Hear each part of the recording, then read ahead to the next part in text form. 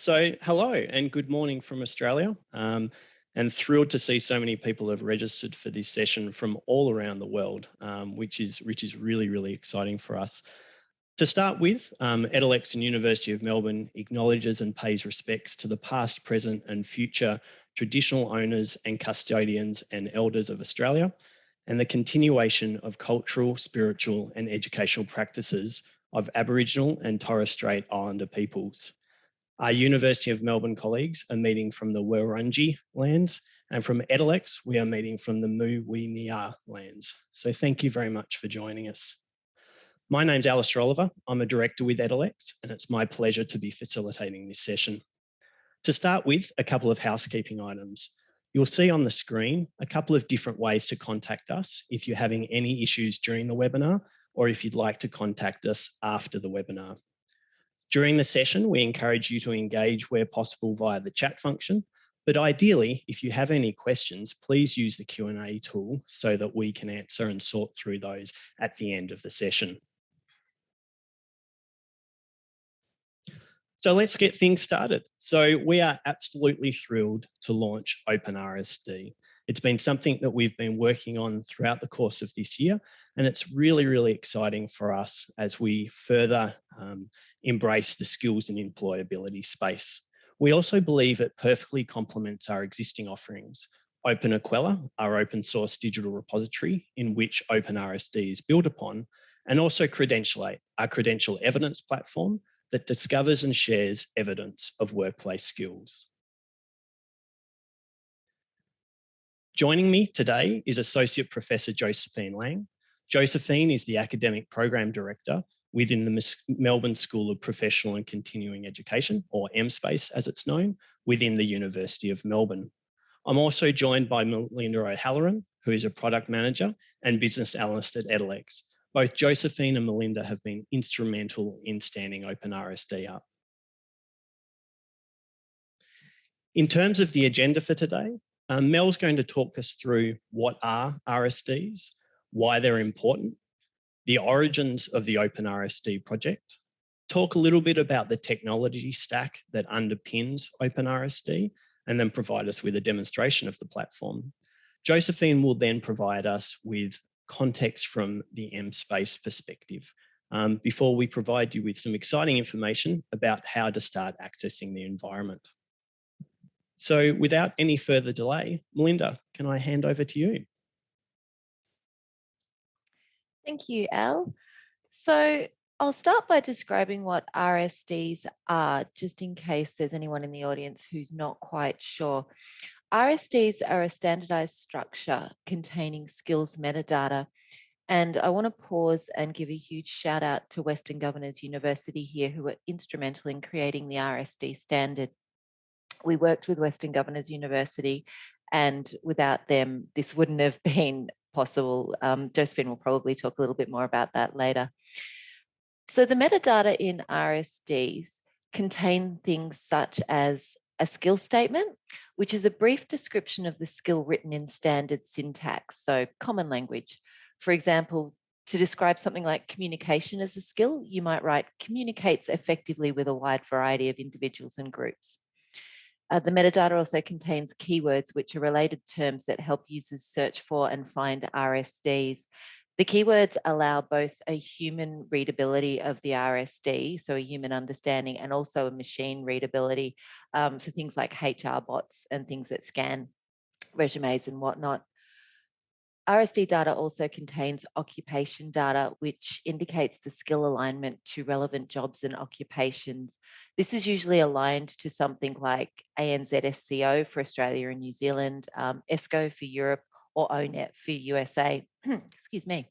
And likewise, it also, the metadata contains employer data, which helps identify the employers or the industries who require the skill for a given job.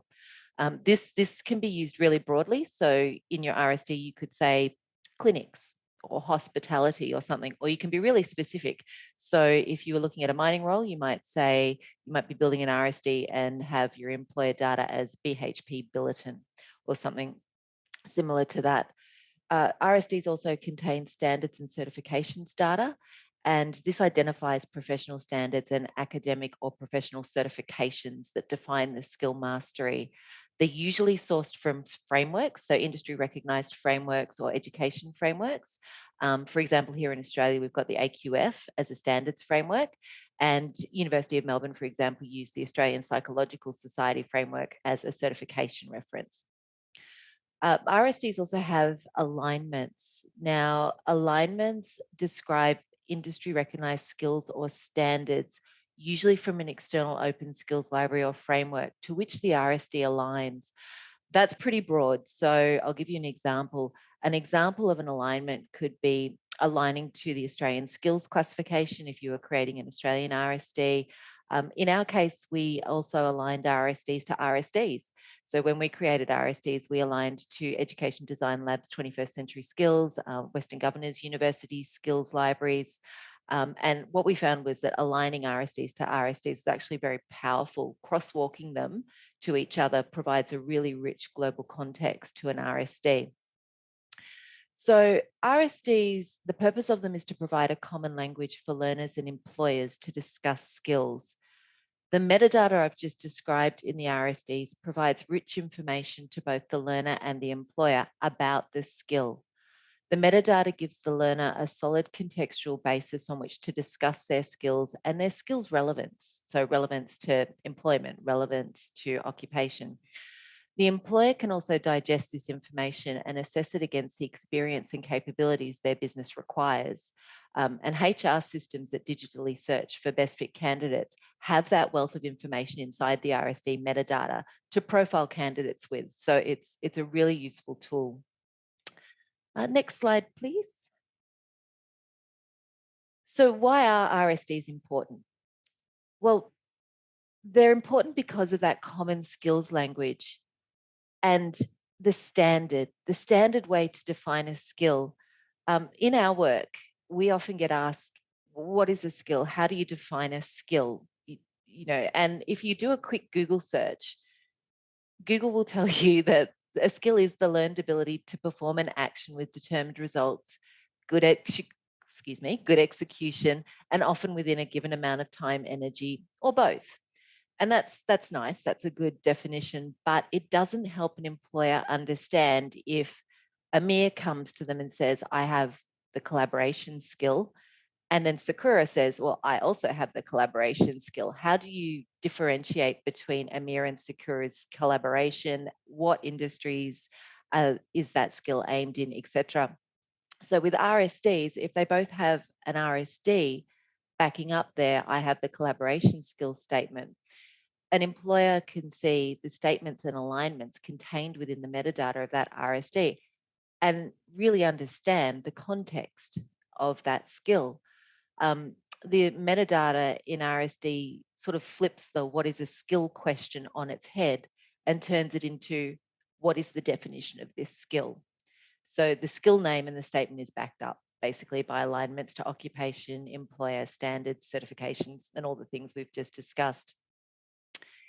If you can take a skill, say collaboration again, and using the RSD metadata standard, define all the data that transforms that skill into an RSD, you have a really robustly researched and aligned skill that is now weighted with meaning and context for both learners and employers. So any credential that's aligned to an RSD takes on that RSD's value and is embedded with a really generous depth of supporting data for learners and employers to reference. And this brings us to equity. Equity is the key here. RSDs bring equity to the learner. They allow skills attainment to be awarded and recognised on an even playing field. RSDs, I've pinched this phrase. Some people on this call might know this phrase. RSDs are like the Rosetta Stone of the skills ecosystem. They contain and translate critical skills information that is often locked away in institutions. And they share this information with the learner who can on-share it to the employers. And I think that's a really great metaphor.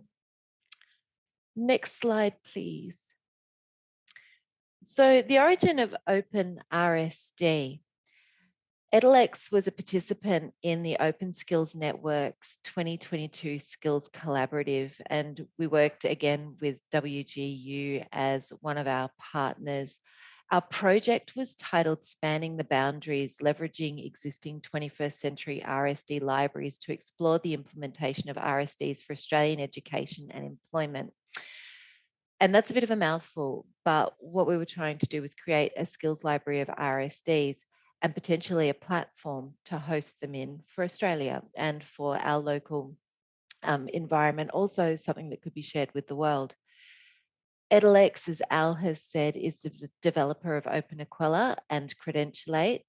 And these two platforms serve as the connective tissue between content, assessment, learning outcomes data, industry-defined skills, and a whole lot more. As I mentioned before, in our Credentialate work, we are often asked what the definition of a skill is. And it became a point where we were like, well, what is the definition of a skill? The Skills Collaborative project was the perfect opportunity to explore both defining what a skill is and its criteria and uniting our two platforms to improve skills recognition potential for learners. So partnering with the University of Melbourne's Josephine Lang and Karen Ciglietta and Education Design Lab's Naomi Boyer, Edalex explored creating RSDs and RSD collections aligned to Australian professional and educational frameworks, the Open Skills Management Tool, so AusMet's functionality, RSD repository creation and hosting, and understanding Western Governors University's RSD use cases so we could get an educational institution's perspective on the production and maintenance processes and the value provided to learners with RSDs. We explored RSD use cases for Australia as well. We wanted to also explore the scaling and permanence of RSDs. So we wanted to provide a platform that scales up for worldwide use and will be supported for a very, very long time because RSDs, we want them to be used from now and well into the future. And we want a repository that can hold all that information for now and well into the future. openRSD was perfect for that because as an open source platform, it's been around for over 20 years and it has an active developer community. We explored mapping RSDs to micro-credentials issued by Credentialate as well. And we explored that in a real use case for the University of Melbourne, which Josephine will discuss a little bit more later on. Next slide, please. So using Edalex's technology stack, we focused on openRSD for exploring the use of customized taxonomies per region or institution. And that was for our RSD taxonomies. openRSD's flexibility in this area means we can localize RSD fields to relevant taxonomies. And in this context, we're talking about frameworks, so taxonomies being frameworks. Workflow controls. openRSD allows us to use workflow controls, and it might be useful in the case of RSDs, whereby institutions can implement a review workflow for RSDs contributed by their employees. openRSD also allows us version control capabilities, and this allows the differentiation between current and older versions of RSDs. So you'll always know when you're looking at an RSD in an openRSD openRSD library, you'll always know what the most current version of that is. openRSD allows multi-tenancy, which allows us to create customized contribution wizards for openRSD. Harvesting, so RSDs created and published in other platforms can be harvested and added to the openRSD public RSD repository. openRSD also has federated and faceted searching, which is hugely useful when looking through a huge library of RSDs. It allows you to really narrow down the search criteria and find exactly what you're looking for. We can also do custom reports as well. So as an openRSD logged in client, you can go and have a look at who's using your RSDs. You can customize reports around your collections and all sorts of things. The options there are quite endless. So storing RSDs in an open digital repository can facilitate the tagging of content and a broader skills-focused rather than course-focused content management ethos. So openRSD is a content management platform. Using openRSD within that allows you to do a lot of tagging of your content with RSDs if you're an openRSD client. Because openRSD is open source, anyone can implement their own RSD repository now. So you can take openRSD, implement it for yourself, manage and federate collections. As the developers of both openRSD and Credentialate, Edalex are in an ideal position to explore integrating our content and credentialing platforms so that RSDs can be discovered and integrated into the evidence records that we issue to learners from Credentialate. So that's something we're really excited about, continuing to explore the capabilities of, excuse me, frog in the throat. It's cold here in Hobart this morning. Okay, so let's move on to a little openRSD demo. I'm just going to quickly share my screen. Let me know if this doesn't work. Al, can you see? I can, Mel. Looks good. Thank you very much. Just sanity checking there. As a member of the general public without an openRSD login, this is what you see when you go to openrsd.com. A brief walkthrough of the features here. There is a quick search capability, so you can search all of the RSDs already in the public library just by entering a name. So if I do a quick search for a term, and you can see it's already suggesting, and I can go in and search and find RSDs that match my term. If I go back to the dashboard and I don't really have an RSD that I have a term for, I can go into search. So this is the public library of all published RSDs that are in openRSD. And as you can see, we've got them listed. We can search by relevance. So I can do all of these. I can search alphabetically if I wish. I can also go over to the faceted searching. So this is available for everybody. And I can narrow my RSDs down by collection, by just looking at every RSD in the repository, or by contributing organization. And these are the three organizations, RSDs, we have in here at the moment that are public. We have another organization's RSDs that are private, and that is something that the general public won't see. Only logged in people for that organization will see. So yeah, you can, there's many options for the faceted searching. You can search by alignments, certifications, occupations. That's usually a good one. People are looking for specific RSDs for occupations, and keywords. There's also the ability to search while you're in here, or do a wildcard search if you have a phrase or a term or something that you would like to see lots of results for. So that's what the general public will see.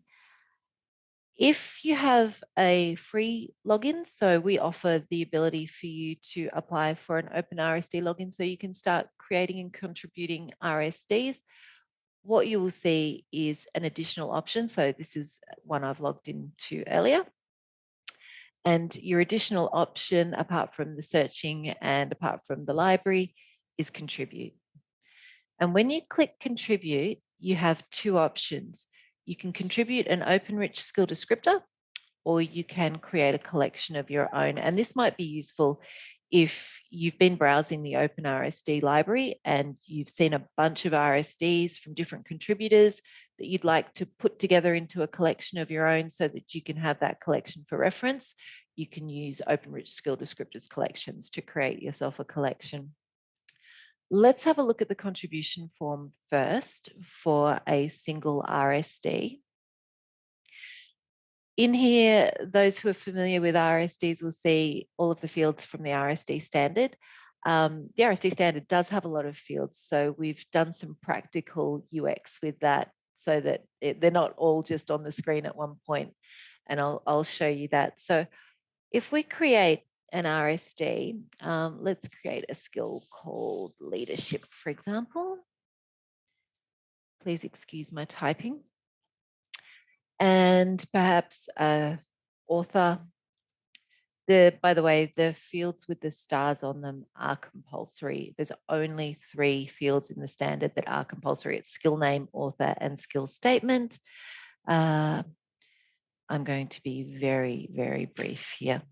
The skill statement should be a sentence or 2 describing the skill, not just 1 word, but for the sake of argument, I'll be very brief. Keywords, etc., employers, the skill ID, this is really important. The skill ID is automatically assigned when you're creating an RSD, and that is its unique URI, and it also has a version number in it as well. So if you're referencing this skill later on, this RSD later on, you can go back and find it in openRSD, and you can see what version number you're looking at and get the latest version. With the metadata fields, we have created options for contributors to select the metadata that they would like to add for their RSD. And because none of this metadata is compulsory, it's optional, obviously. So this is why we've given people the choice. And you can see that as I click the metadata fields I'd like to add, they appear over here as pages. And these are the pages I'll go through to create my RSD. So I won't do all of them, but I will show you a couple of key things. Let's have a look at occupations. I mentioned taxonomies before. So with our free openRSD logged in user offering, we offer a few standard taxonomies to get people started, and obviously because they're really useful. We've got ANZ SCO, we've got ESCO, and we've got ONET.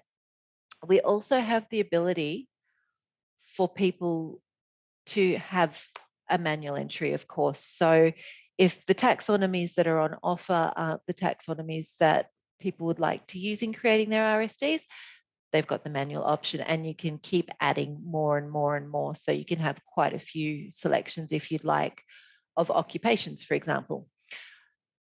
If I have a look at the filters, let's go into ANZ SCO. I can go in and select a term, and I have all the terms presented to me. So I can select more than one term. This is a very large framework, so I won't scroll all the way through it, but I can select as many terms as I'd like that I think are applicable to my RSD, and they populate for me there. And that's the same with all of the metadata fields that are optional. You can go in and select a taxonomy that's on offer. So we've got Sophia here, example. We've got MZ, or you can do a manual entry and put whatever you'd like in. When you're at the end of your data entry, you'll come to the final page, and the final page of the RSD collection talks about rights and licenses. We are asking everybody to agree to the Creative Commons license as a person that's going to contribute an RSD to the common collection. It's good to have that license attached to it. And that just means that everybody can use your RSD under the terms of Creative Commons. There's also derived from fields here. And the way we're using these is so that you can do a shout out to a person or organization that has created an RSD that you might be using and modifying.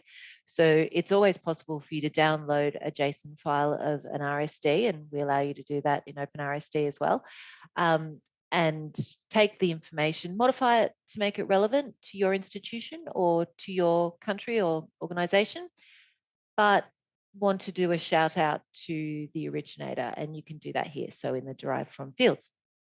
And then once you've finished entering all your information, you'd press save, and it would be contributed, your RSD would be contributed to the RSD library.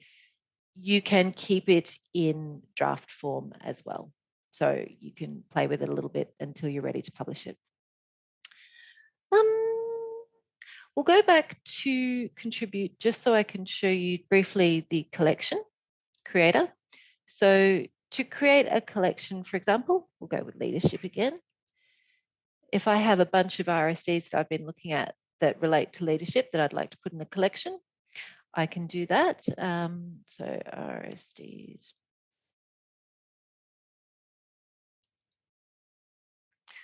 Qualities, and great. So I've filled in the compulsory fields. I've put the author in, And then I just go to add a resource. And when I click add a resource, I can have a look for a key term and all the RSDs in the library that relate to my key term appear. And it's fairly simple. If I go, okay, I have a lot of results here, I'd like to narrow that down. I can use the faceted searching, as you can see here on the right, to narrow down my leadership. So I might go, okay, I just want to see Western Governors Universities RSDs that have leadership in them. And there we go. And then if I want to add these to my collection, I simply click the add arrows. And off we go. I've put 4 in my collection. I return my selections. I can see them there. And there's my rich skill descriptor collection starting to build. And as I go, I can add more resources if I like. So I'll get out of there and I will stop my screen share. And I will hand back to you, Elle. Terrific. Thank you very much, Mel. And I know there was a question during that, which was around, does the skill UUID stay the same when the version changes? So just to confirm, yes, it does. So yeah, hopefully that answers your question. Terrific. Well, Josephine, I'd like to invite you to speak now from the MSPACE perspective. I'll just share my screen again. Very good. Over to you, Josephine. Terrific, thank you. And as Alistair and Melinda have said, MSPACE was working with Edalex and also partnered with Education Design Lab in an OSN collaboration project, which Melinda explained a little bit earlier. And in that, we worked with WGU, and a shout out to Sherry, if she's on the line, because she was our skills architect and she really helped us work out a starting point and how to work on that, which I'll really focus in on today. Just to give you a little bit of context, Melbourne Microcert, and you'll see that icon over there is from our badge, and that icon has been developed by MSPACE, but the product, Melbourne Microcert, is the university's trademark, I suppose, in terms of our micro credentials. So that's why we have the microcert there for you. And the case study that we looked at within the OSN collaborative project was the mindfulness in clinical practice. So that's why we've shared that badge icon with you on this slide. And I think my background is in teaching, and then when I moved from secondary teaching into university teaching, I was in initial teacher education, and so teaching has been my life for a long time. And what I've noticed with this collaboration, and the more that I delve deeper into the work of teaching and learning in the 21st century, and particularly as we move into the 4th and 5th industrial revolutions, that education, and particularly teaching and learning as an aspect of education, is no longer a solitary activity. And so this project really, when I was reflecting on it, really made me think about the importance of collaboration, and that teaching, learning is definitely no longer solitary. And so I just wanted to acknowledge that is an important part of learning when we start working with not only the collaboration between teachers and learners, now we're talking about providers, industry, and the EdTech, which was the introduction to EdTech organisations like Edalex, and what they can contribute into that collaboration and improve learning and teaching. So it's a real growth and learning, I think, having that partnership that we had. So what did I learn as the project lead on this and as an academic? So this is the kind of focus that I'm going to work on in the next couple of slides. And really, the first thing that most people ask me, particularly from an academic perspective, and I work very closely with academic teams in this area, is, well, how do we start with this creating RSDs? Melinda gave us a wonderful context of the meaning behind it, why you do it, and so forth. And so really what I'm looking at is, well, so how do you start? And really I've nutted it down to 3 points, I think, and so which are on this slide. And I think what we probably need to first do, and which is close to anyone involved in teaching and learning, is look at the outcomes, learning outcomes and the assessment tasks. Start there. What is the point of the curriculum program that you're working with? And most of us are quite used to the idea of constructive curriculum alignment. And so we know the flow through from learning outcomes to assessment. And what I've learned from this project is skills and surfacing those skills are the next layer that can be added to this curriculum constructive alignment. That's kind of how I'm making sense of all this.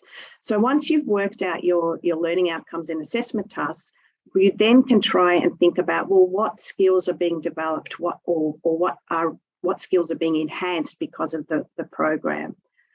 And then that's where people start to think, oh, how do you do this? Where do you start? And when we were in the collaborative, that was exactly the tension that I had. I said, where do I start? What do you mean skills?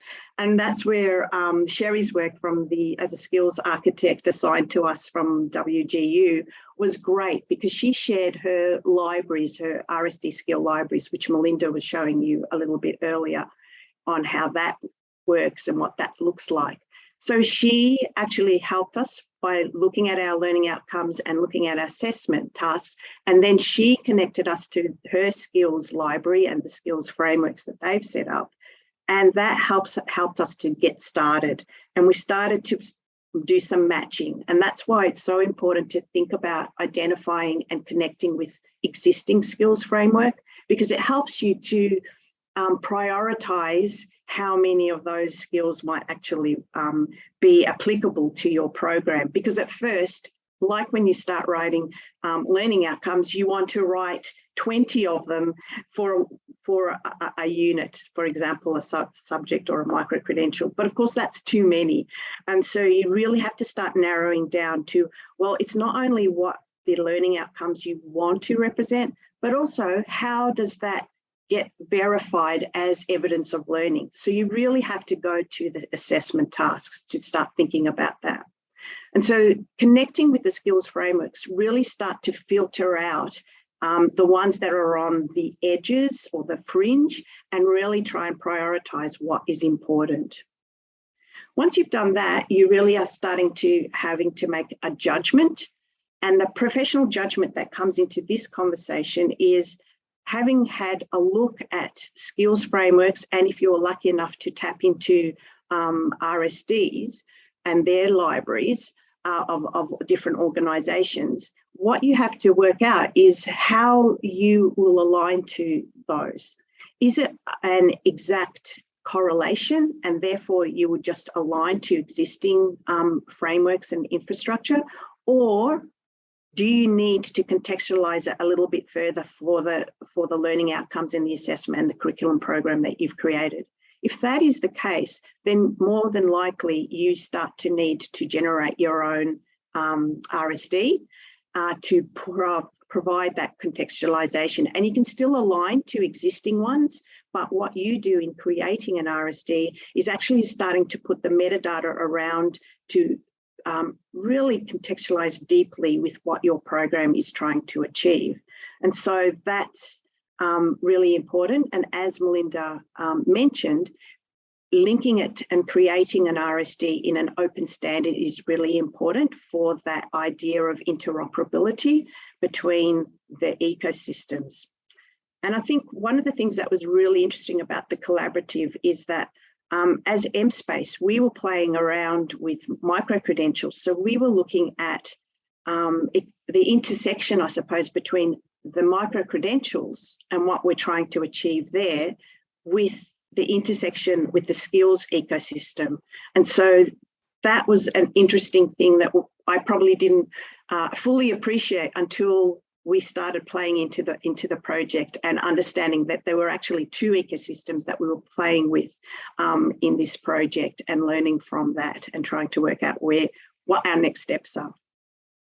So that's kind of a reflection on that. Alistair, if you can move to the next slide, please. So then as a project team, we worked on, well, what are our drivers? Why were we playing in this space in the first place, and where are we heading to in the next step? So that's what this slide is trying to think about. And in terms of the University of Melbourne, Chancellery Academic had a vision about 6 years ago. They started to engage with micro-credentials and the micro-credential ecosystem and tried to explore what did that actually mean for the University of Melbourne? Where did we want to play in this space? As part of that, about 3.5 years ago, they established a new unit, which is the one that I'm working in, called MSPACE. And as Alistair mentioned, that's the Melbourne School of Professional and Continuing Education. And I've been working with them now from the start, 3.5 years as an academic program director. So I am supporting the academic divisions on curating their portfolio in that continuing and professional education space. And that is a kind of a new way of thinking for our university context. And so there's a lot of education process as we work out, well, what is CPE different in terms of how that is different to what they normally do in the pre-professional or the undergraduate kind of programs. And so it's been an interesting journey that we've been working alongside our academic divisions to do that. But in terms of the MSPACE context, our remit is definitely in implementing continuing and professional education, working with our academic divisions.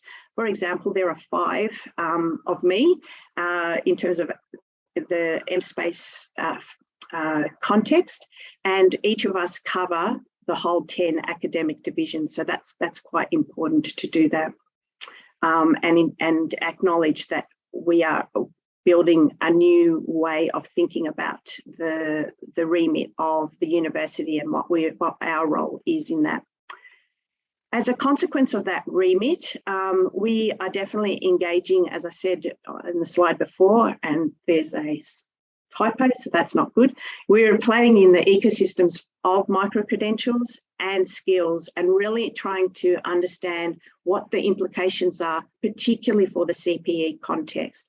And what we're finding is that we are playing in with new pedagogies, new ways of thinking about work-focused assessment, and then what does that look like, and how do you help learners curate their own evidence of learning, and what does that mean for their employment and the workplace. And so we're playing around with concepts like lifelong learning, the working learner or the learner working. There's a few of those ways that we're playing around in there.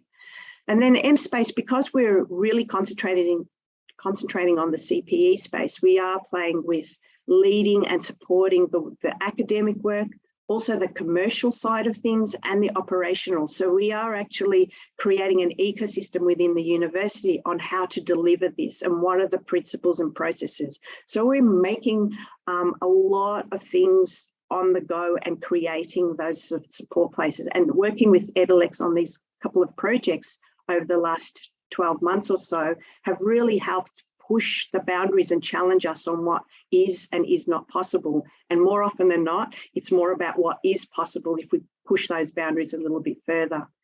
And then that last point is really important, the collaboration that is an outcome of the work that we do, both internally with our academic divisions and then with the curriculum that we're developing with industry partners, and particularly with the collaboration that we're working with the EdTech area to really support what is possible, and let's create some new futures in this learning and teaching space.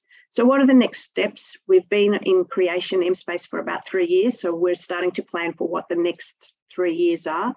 And I think some of the thoughts that are there, basically now these projects have been very small, basically looking at case studies of one of our microcerts and how that might look like in the space. So scalability of skills uplift in our Melbourne microcerts is really important, and that's got a twofold process. One is that we're thinking about scalability of how do we build the capabilities of the MSPACE staff to support our academic divisions in this area. And then also the operational side of things. So academic and the professional side of things, of how do we actually make these things happen. So that's definitely on our radar, and we're trying to make a roadmap and how do we make this happen. There's also now a keen exploration from an academic perspective of, well, we've been working on how this from a provider lens, but we're really now starting to delve deeper into, well, what are the impacts on and for learners and employers, and how are they valuing these skills, and what education processes that we need to set up to support exploring these things. And then lastly, but not least, we're looking at linked evidence. So the work that we've been working with Melinda in Edalex and what their platforms like Credentialate allow us to do is playing, I suppose, at the moment, I think, on the fringes of evidence of learning. And what we want to go deeper in is the micro-credential metadata and what it allows us to do, which is actually putting in the artifacts of the learning evidence from their assessment, and how do we play with that? Because micro-credentials, that's what got me excited about them in the first place, was that ability and that functionality to attach and upload those things and make it much more explicit to the world on how that assessment works, to show the evidence. But it's a lot harder to land in reality. So there's a lot of work going around on that as well. So I think I'll leave it there. That probably gives you the kind of an outline of where we've been and where we're going over the next couple of years. Terrific. Thank you very much, Josephine, and to Mel as well. Great presentation of openRSD. So listen, that almost brings us to the end of the webinar before we get into questions. But the most exciting part is, how do you access openRSD? So it is now live and it's available. So we encourage you to go to openrsd.com to start exploring the environment. As Mel talked through, there is a way that you can search through available RSDs without a login, but where possible, we certainly encourage you to access a free login via our team. There are tutorials available online so that you can easily learn how to search and contribute RSDs into that environment. We also have a paid model. Through engagement with various stakeholders in this project, we understand that they're looking at things like, can we have customized taxonomies in there? Perhaps we want some workflows so that members of our team create the initial RSDs, but then there's a process in which others within our organisation are approving those. So providing workflow, giving you the ability to bulk upload content. And as Mel also mentioned, we know that some users out there are looking to have private collections of RSDs for various reasons. So we have created a paid model as well. So free if you want, but there's also a paid model we can explore, and further information is available on our website. Importantly, for existing Open Aquella users, given Aquella is sort of the single source of truth for many organisations, if you want to continue to contribute content directly in your own environment, there is a way that we can set up an RSD module that will have two-way harvesting between your own environment and openRSD as well. So yeah, we're excited to launch this platform, and we certainly hope you jump on board as well. The platform will evolve over the journey. We'll continue to add new and exciting features as more adoption arises. So that brings us to the formal conclusion. We have got quite a few questions that we'll get through. Before we do that, I know one of our team's going to post something in the chat around some skills meetups that we're organising together with the Bean Centre. So we want to provide a way where skills leaders and practitioners can meet, share ideas, address challenges. So we're going to start to be heavily involved with those, as I mentioned, together with the Bean Centre. So once the chat appears, feel free to click on that and register your interest to come along to those sessions. Terrific. So I might ask Mel and Josephine to turn their audio and video back on, just so we can get through some of these questions that have been asked. So The first one is, and this appeared during the session via chat, which was, which of the Creative Commons licenses are you requesting for RSDs? So I've provided a response within the chat. So it's CC by SA 4.0. I think that's the correct way to say it, but that's what I'll say anyway. The other question was, what can I automate from existing frameworks? What can I modify? What can I merge? And what can I split? Mel, I wonder whether you might want to have a crack at answering that one. In the context of RSDs, when you're using a framework, you can take any framework you like, basically, and apply it to an RSD in context. So the answer is everything. openRSD is that flexible, and the RSD structure itself is that flexible that you can align to any framework that you would like to. And that's awesome because that gives so much more context to the RSD you're creating. As I mentioned in openRSD, you're not limited to one. You can keep adding framework alignments as you go. So, and you can always go back in and edit your RSD and add more. So yeah. Terrific. There was a question about, does openRSD support hierarchical tree display of frameworks or just a flat search? I might answer that one. So at the moment, it's set up more from a flat search perspective, but the engine behind openRSD, as we explained, is OpenAquila, and there's certainly capabilities to implement hierarchies and functionality such as that into the platform. So that's certainly possible, and it might be something in the future that we look to implement in openRSD. Another question, will the OSN Western Governors University RSDs also be published within openRSD? Mel, do you want to answer that one? Yeah, sure. We have a few of their collections that they have published in there already for reference, and will continue with their support to bring their collections into openRSD so other people can reference them as well. When we bring their collections in, they're identified as Western Governors University's RSDs, so you can search for them that way. Terrific. This is an easy one, and I'll answer this one. So will the recording be made available afterwards? And yes, it will. So for everyone that's registered, we'll send you the recording, but our team will also be working on getting that up onto our website, onto socials and things like that. So we'll definitely make sure that you can get access to it and share away. That's certainly what we encourage you to do. So another question for Josephine. So interested in you saying a little bit more about the connection between learning outcomes and skills in the RSD, perhaps by using some specific examples.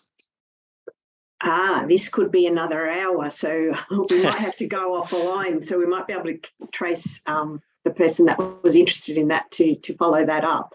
But just to give you some examples, what I did was, when we have a look at the learning outcomes, and because they are nicely aligned to the assessment, I look usually at the assessment and the rubrics that we created.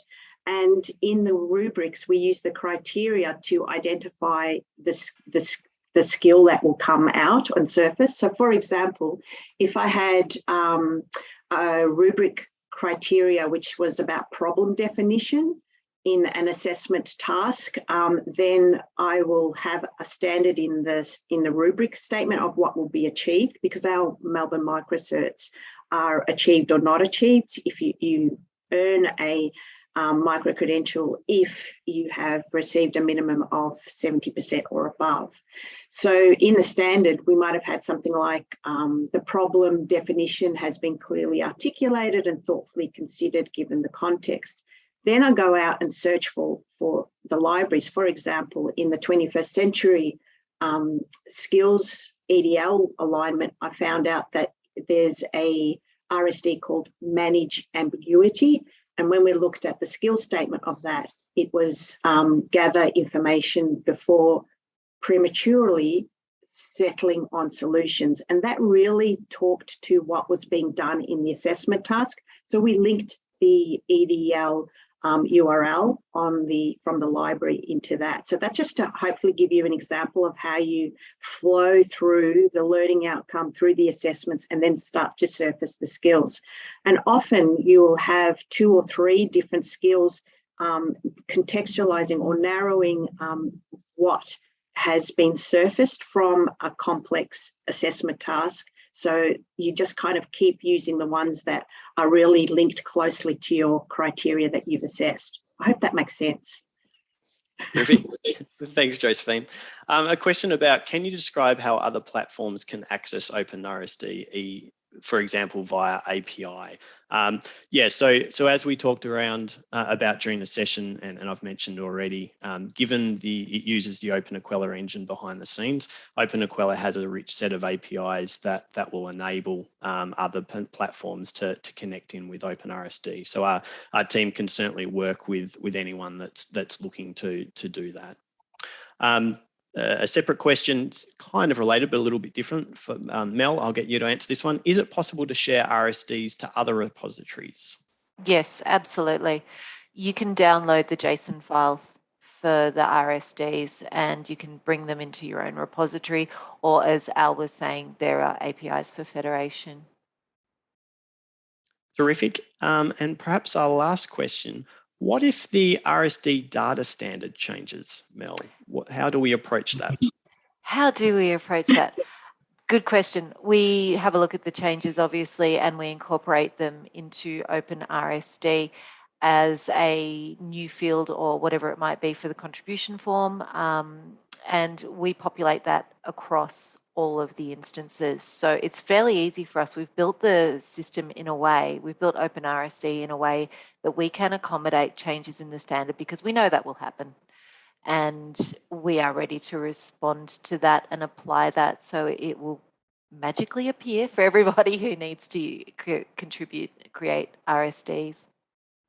Terrific. And actually, we do have one more. So can I define my own taxonomy? And yeah, I'll answer that one. So yes, you can. As we mentioned, the free version of openRSD will provide a number of taxonomies already. But if you want to create your own custom taxonomy, we can absolutely support that. And we'll do that via the paid model that we've mentioned before. So yeah, that brings us to the conclusion of the questions that we've had sent through. So thank you very much for attending this session. As I mentioned at the beginning, we're very, very excited by openRSD and what this will lead to. So a massive thanks and congratulations for getting through this early morning session.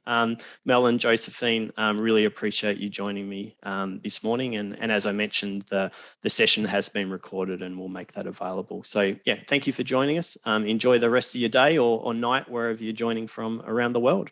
Thank you very much. Thank you. Bye. Bye.